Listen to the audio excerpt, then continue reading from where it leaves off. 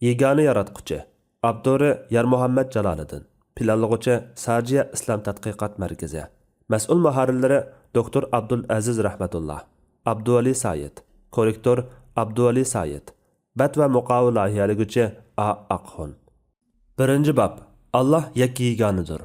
Kitabimizning oldingi qismlarida Allohning mavjudligini dalillovchi aqli, naqli va ilmiy dalillar bilan tanishib chiqdik.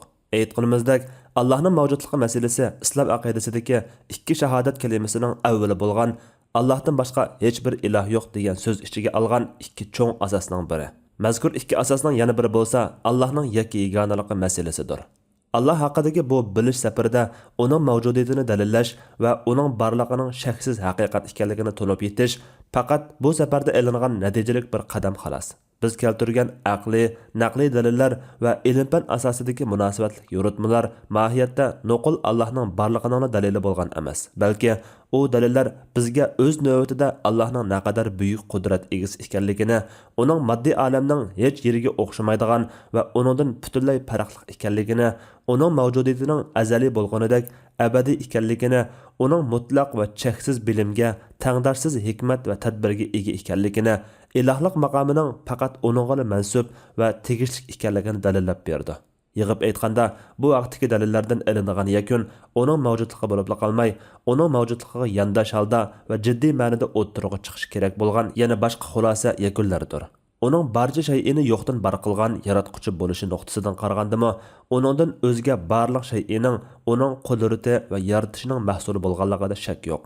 Buningdan tabiiyla olam u o'z ichiga olgan shay'larning hech birining uning bilan asla bir tarozida o'lchalmaydiganligini, uningga moddiy mavjudlikqa tatbiqlanadigan prinsip qoidalarni tatbiqlashning Allohning mavjudiyatiga doir dalillardan kelib chiqadigan aqliy paket va ilmiy yakunlarga xilof ekanligini ko'rib olg'ili bo'ladi.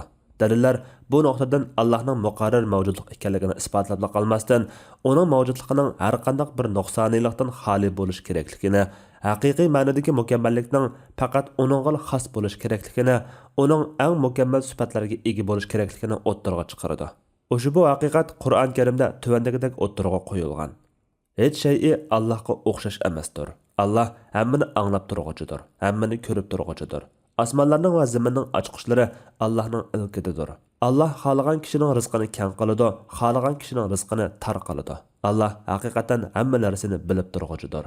Shura surasi 11 va 12 oyatlar. Aytqinki, u Alloh yakki yeganidir. Hamma Allohga muhtojdir. Alloh balaliq bo'lganmi emas, tug'ilganmi emas. Hech kim uningga tangdosh bo'la olmaydi. Ixlos surasi. Demakki, Allohning mavjudligiga doir dalillar Xudoning har jihatdan mukammal va tangdoshsiz bo'lish kerakligini taqozo qiladigan dalillardir.